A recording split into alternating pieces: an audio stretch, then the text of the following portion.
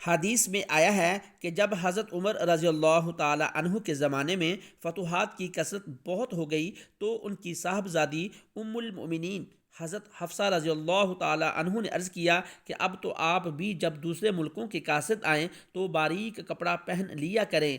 اور کسی کو کھانا پکانے کا حکم فرما دیا کریں تاکہ آپ ان لوگوں کو کھانا کھلائیں اور آپ بھی ان کے ساتھ کھا لیا کریں۔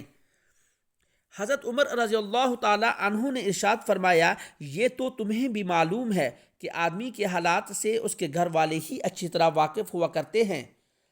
حضرت حفصہ رضی اللہ تعالی عنہ نے عرض کیا، بے شک۔ حضرت عمر رضی اللہ تعالی عنہ نے فرمایا، میں تم کو قسم دے کر پوچھتا ہوں، کیا تمہیں معلوم نہیں کہ حضور اکرم صلی اللہ علیہ وآلہ وسلم نبوت کے بعد اتنے سال زندہ رہے؟ اس زمانے میں حضور اکرم صلی اللہ علیہ وآلہ وسلم اور حضور کے گھر والے اگر رات کو کھانا نوش فرما لیتے تو دن میں بھوکے رہتے تھے، اور دن میں کھا لیتے تھے تو رات کو بھوکے رہتے تھے۔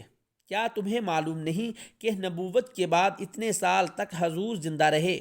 لیکن حضور نے اور ان کے گھر والوں نے خیبر کے فتح ہونے تک کبھی پیٹ بھر کر کھجوریں بھی نہیں کھائیں؟ میں تم سے قسم دے کر پوچھتا ہوں، کیا تمہیں معلوم نہیں کہ ایک مرتبہ تم نے اونچے خوان پر میز کی طرح کھانا رکھ دیا تھا تو حضور کے چہرہ انور پر تغیر آ گیا تھا، یہاں تک کہ اس کو ہٹا کر زمین پر کھانا رکھا گیا۔ جب حضور نے نوش فرمایا،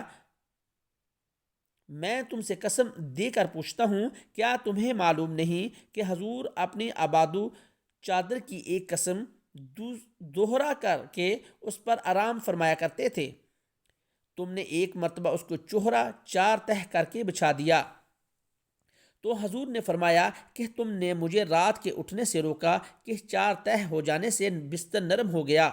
جس سے نیند اچھی طرح آ گئی، اس کو دوہرا ہی کر دو جیسا کہ روزانہ ہوا کرتا تھا۔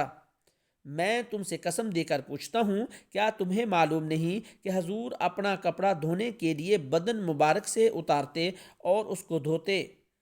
ایسی حالت میں اگر بلال نماز کے لیے بلانے آ جاتے تو حضور کے پاس دوسرا کپڑا نہ تھا جس کو پہن کر نماز پڑھ لیں، حضور اسی کو خشک کر کے پہن کر نماز پڑھایا کرتے تھے۔ میں تم سے قسم دے کر پوچھتا ہوں، کیا تمہیں معلوم نہیں کہ بنو ظفر کی ایک عورت نے حضور کے لیے 2 کپڑے تیار کیے، ایک لنگی ایک چادر، ان میں سے اس نے ایک پہلے بیچ دیا، دوسرے کے بیچنے میں دیر لگی تو حضور اکرم صلی اللہ علیہ وآلہ وسلم اسی کو بدن پر اس طرح لپیٹ کر دونوں کونوں میں گردن پر گرہ لگا لی تھی کہ بدن کھل نہ جائے، پہن کر نماز کے لیے تشریف لے گئے۔ حضور کے پاس دوسرا کپڑا نہ تھا جس کو پہن کر نماز کے لیے تشریف لے جاتے۔ اسی طرح اور واقعات گنواتے رہے، یہاں تک کہ ان واقعات کو یاد دلا کر حضرت حفصہ رضی اللہ تعالی عنہ کو بھی رلایا اور خود بھی اتنے روئے کہ چیخیں مارنے لگے۔ ہمیں یہ اندیشہ ہوا کہ اس غم میں کہیں ان کی جان نہ نکل جائے۔ ایک اور حدیث میں ہے کہ حضرت عمر رضی اللہ تعالی عنہ نے فرمایا، میرے 2 رفیق تھے، حضور اکرم صلی اللہ علیہ وآلہ وسلم اور حضرت ابو بکر صدیق رضی اللہ تعالی عنہ،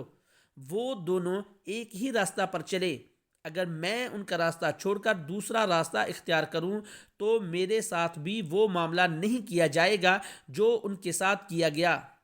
میں خدائے پاک کی قسم ان کی دنیا کی سخت زندگی پر اپنے آپ کو مجبور کروں گا تاکہ آخرت کی ان کی شاداب زندگی کو پا سکوں۔